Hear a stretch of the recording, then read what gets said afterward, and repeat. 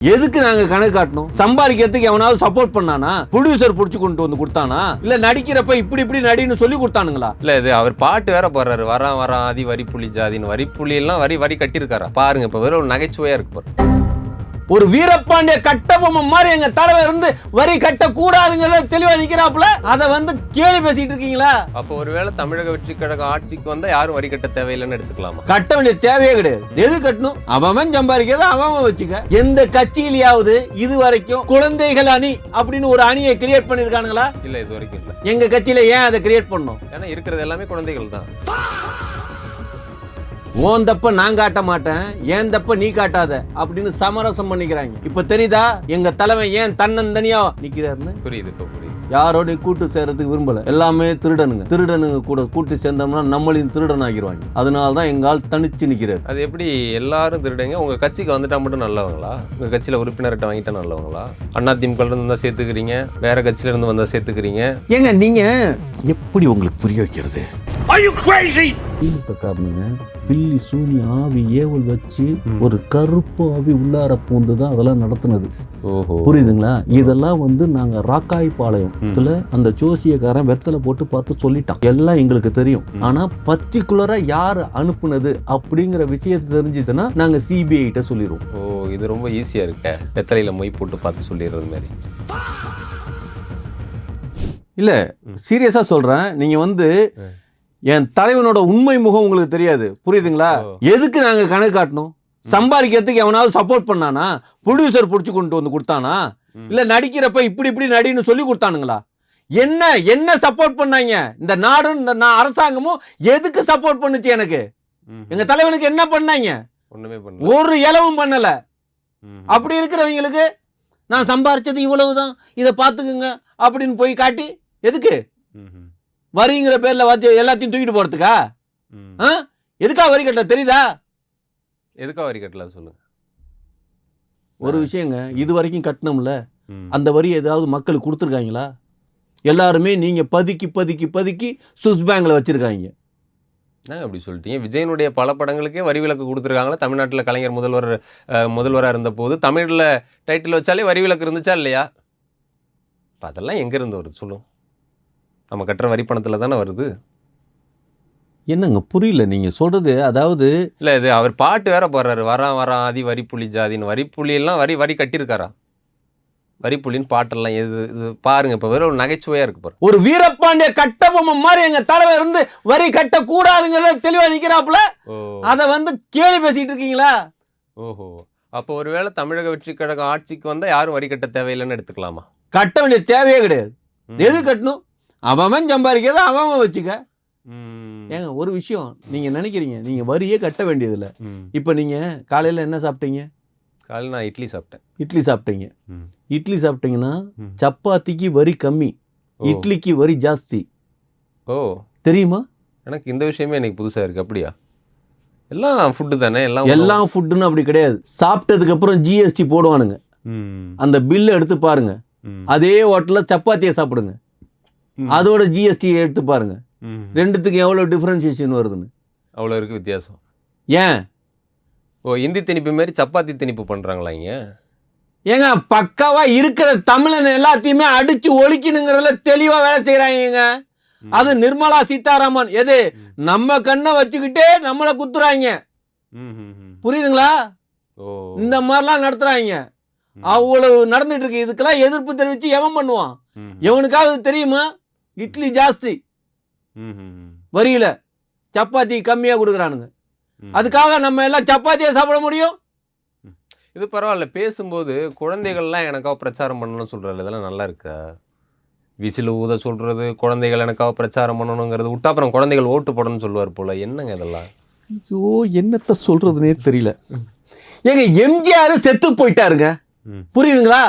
இன்னைக்கு தமிழ்நாட்டுல கடைக்கோடியில இருக்கிற ஒரு ஆயா கிட்ட போய் கேளுங்க, எம்ஜிஆர் செத்துட்டாரான்னு. இல்லம்பா. புரியுதுங்களா? புரியுது. ஏன்? அந்த கனவுலே வாழ்ந்துட்டு இருக்காங்க. எம்ஜிஆர் இருக்காருன்னு. அதே மாதிரி கலைஞர் செத்துட்டாரு அப்படின்னாலும் எவனுக்கும் தெரியறது இல்ல. இன்னமும் அவங்க எல்லாருக்குமே சொல்லி புரிய வைக்கிறனா யாரு? எந்த கட்சியிலேயாவது இது வரைக்கும் குழந்தைகள் அணி அப்படின்னு ஒரு அணியை கிரியேட் பண்ணியிருக்கானுங்களா? இல்லை, இது வரைக்கும் இல்லை. எங்க கட்சியில ஏன் அதை கிரியேட் பண்ணோம்? ஏன்னா இருக்கிறது எல்லாமே குழந்தைகள் தான். ஹலோ, எல்லார் வீட்லயும் குழந்தைங்க இருக்குது. அந்த குழந்தைங்க எல்லாமே விஜய் எங்களுக்கு ஓட்டு போடுங்க, விஜய் எங்களுக்கு ஓட்டு போடுங்க அப்படின்னு சொல்ற இடத்துல இருக்குது. இப்போ உங்க வீட்டுல உங்க குழந்தை வந்து விஜய் எங்களுக்கு ஓட்டு போடுன்னா நீங்க என்ன பண்ணுவீங்க? அப்போ அதை அடம் பிடிக்க கூடாது, அழக்கூடாதுன்றதை போடுறேம்மா அப்பா போடுறேன்னு சொல்லுவேன். அப்போ பொய் சொல்றீங்க. நேர்மையா உண்மையா நடக்கிறதுக்கு இல்லை. ஒரு பெத்த குழந்தைகிட்டே நேர்மையா நடக்கிறதுக்கு இல்லைன்னா தமிழக மக்கள் எந்த அளவுக்கு தரங்கட்டவங்களா மாறி இருக்காங்கன்னு தெரியுதுங்களா? அப்படிலாம் என் பிள்ளைன்னு சொன்னா முதுகுலேயே 2 போடுவேன். முதுகுல போடுவீங்களா? திமுக காரன் காசு இவ்வளவு தூரம் வேலை செய்யுது. பெத்த குழந்தையே கை நீட்டி அடிக்கிற அளவுக்கு திமுக காரன் காசு கொடுத்துருக்கானா பாத்துக்கங்க. சரி, நீங்க கொடுக்க வேண்டியதானே, நீங்க எதுவும் கொடுக்க மாட்டீங்களா? ஏங்க அவங்க கொடுக்குற காசு எல்லாம் நம்ம காசு தானே.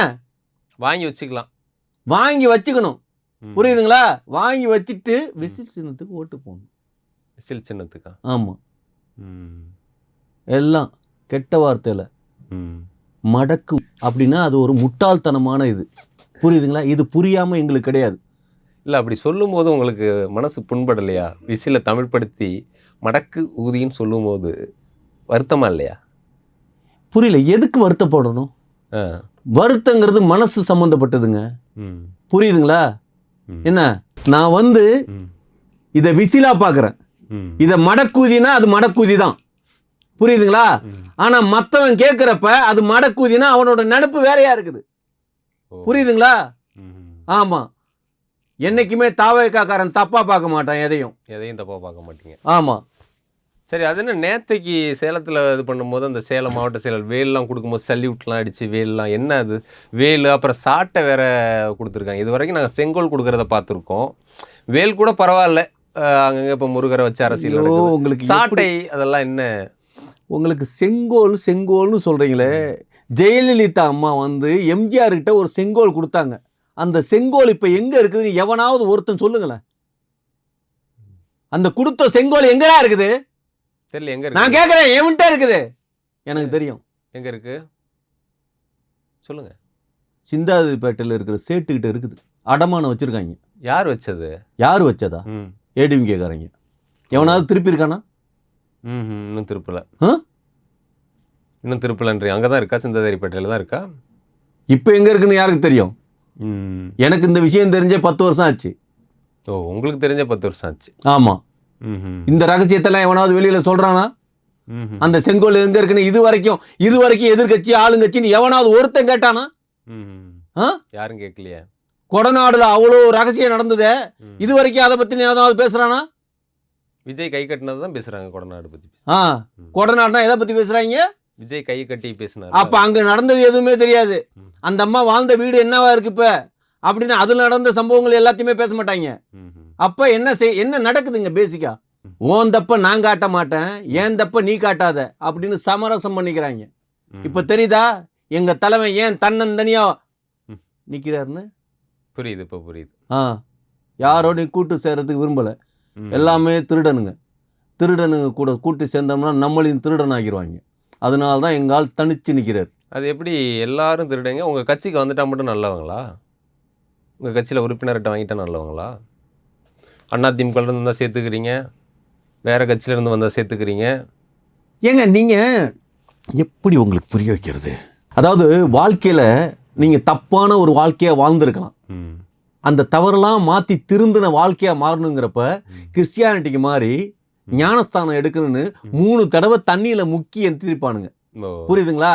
அது மாதிரி எங்கள் தாவேக கட்சிக்கு வந்தானுங்க அப்படின்னா நாங்கள் 3 தடவை தண்ணியில் முக்கி எந்திரிக்க வைப்போம். புரியுதுங்களா? அதிலே புனிதாத்மாவை ஆயிடுவீங்க. அவனுங்க செஞ்ச தவறு எல்லாம் மன்னிக்கப்பட்டு விட்டது. புரியுதுங்களா? பரவாயில்லையே, இது நல்லா இருக்கே. பரவாயில்ல, நல்லா இருக்கா? ஏங்க ஒரு அமெரிக்கக்காரன் கடைபிடிக்கிற ஒரு விஷயத்தை இந்த இந்தியாவில் ஒரு தமிழ்நாட்டில் ஒரு தமிழனான விஜய் கடைபிடிக்கிறார். சரி, என்கிட்ட மட்டும் அந்த ரகசியத்தை சொல்லுங்க. 234 தொகுதிக்கு ஆள் வச்சிருக்கீங்களா? வேட்பாளர் வச்சிருக்கீங்களா? விசில் சின்னம்லாம் வாங்கிட்டீங்க, மடக்கு ஊதியெல்லாம் வாங்கிட்டீங்க. ஆள் இருக்கா? ஓட்டு போட ஆள் இருக்கு, ஓட்டு வாங்குறதுக்கு ஆள் இருக்கா? எப்படி சொல்கிறது உங்களுக்கு, எப்படி விளக்குறதுன்னு? இப்போ திமுக காரங்க இங்கே நிற்கிறாங்கன்னு வச்சுங்களேன், புரியுதுங்களா? ஸ்டாலின் ஐயாவுக்கு ஓட்டு போடுங்க, உதயசூரியனுக்கு ஓட்டு போடுங்க அப்படின்னு தான் போய் கேட்பானுங்க. புரியுதுங்களா? அதே மாதிரி எங்க ஆட்கள் அங்க ஊருக்குள்ளார போய் எப்படி கேட்பான் அப்படின்னா, விஜயோட மாஸ்கை போட்டுப்பான், விஜய்க்கு ஓட்டு போடுங்க, விசிலுக்கு ஓட்டு போடுங்க அப்படின்னு. இங்க மத்த கட்சிக்காரெல்லாம் அவன் முகத்தை காட்டுவான். எங்க கட்சிக்காரன் எல்லா இடத்துலயுமே எங்க தலைவனோட மாஸ்கை போட்டு காட்டுவான். அப்ப எல்லா இடத்துலயும் நிக்கிறது யாரு? விஜய் தானே. விஜய் தான். இதைத்தான் எங்க தலைவன் தெளிவா சொன்னது. எல்லா இடத்துலயும் நிக்க முடியாது, ரெண்டே இடத்துல தான் நிக்கலாம். பேசுறீங்களே இப்ப கூட ஒரு புரிதல் வேணாம், கொஞ்சம் கூட ஒரு யோசிக்கிற தன்மைங்கிறதே இல்லாம நாலேஜ் இல்லாதவங்கள்ட்ட உட்காந்து இவ்வளவு நேரம் பேசுறத நினைச்சா எனக்கே வேதனையா தான் இருக்கு. ஹலோ, வேதனையா இருக்கிறது எனக்கு இல்லை, எனக்கும் அந்த அளவுக்கு வேதனையாக தான் இருக்குது. உங்கள் தலைவர் மாதிரி நீங்களும் பேட்டியே கொடுக்காம இருந்திருக்கலாம் போல். இப்போ தெரியுது ஏன் உங்கள் தலைவர் வந்து என் பேட்டி கொடுக்காம இருக்கார் அப்படின்னு. ஒரு விஷயங்க நான் திருப்பி சொல்கிறேன். மோடி இதுவரைக்கும் இந்த இந்திய பிரதமர் அவர் யாராவது இதுவரைக்கும் பத்திரிக்கைக்காரங்களை மீட் பண்ணி பேசியிருக்காரா? இல்லை. இல்லை. அப்போ மோடி இடத்துக்கு நம்ம போகணும்னா என்ன பண்ணணும்? எங்கள் தலைமை ஏன் பத்திரிகைக்காரங்களெல்லாம் மீட் பண்ணல தெரியுதா?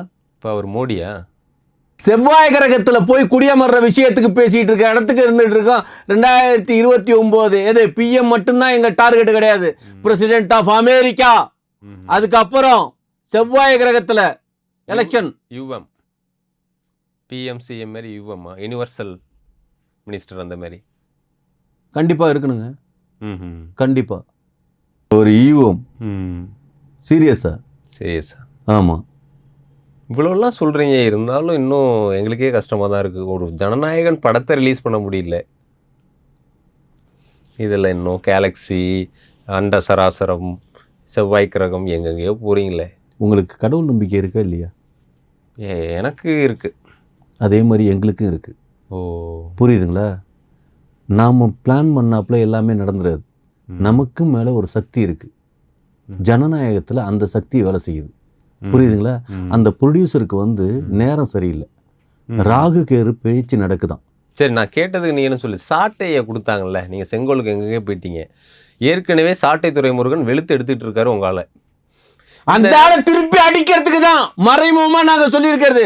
புரியுதுங்களா? எங்க தலைவன் வந்து சாட்டையை சுத்துனது இப்படி சுத்தினாரு, உடனே தீபாவளி பட்டாசுல சாட்டையை இப்படி சுத்துமே குழந்தை, அது மாதிரி நினைச்சிடாதீங்க. இந்த சாட்டை துறைமகனை சீரியஸா சொல்றேன், பொது வழியில அசோக் நகர் பில்லர்ல கட்டி வச்சு அடிக்கிற அடிய நீங்க பார்க்க போறீங்க. ஓ, சாட்டையை துரைமுருகனை வெளுக்கிறதுக்கு தான் சாட்டையை கொடுத்துருக்கீங்க. அப்புறம் வேற எதுக்கு கொடுத்தது?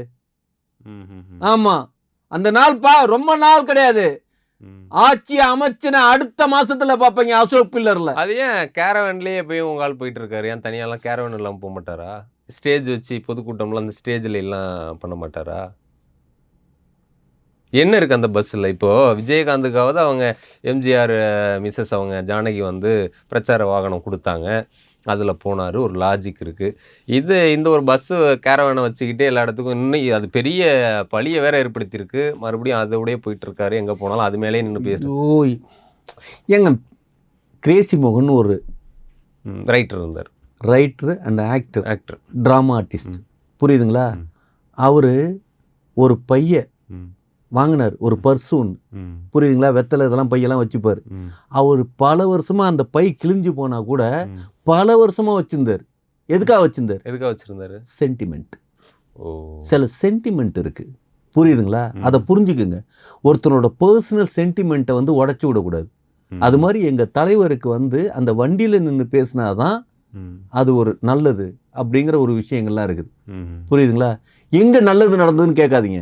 போற இடத்துல எல்லாத்துலயுமே செத்து போச்சு. இதைத்தான் நான் அதான் கேட்க வந்தேன். அதான் தெரியும், உங்க மனசு தெரியுதுங்க.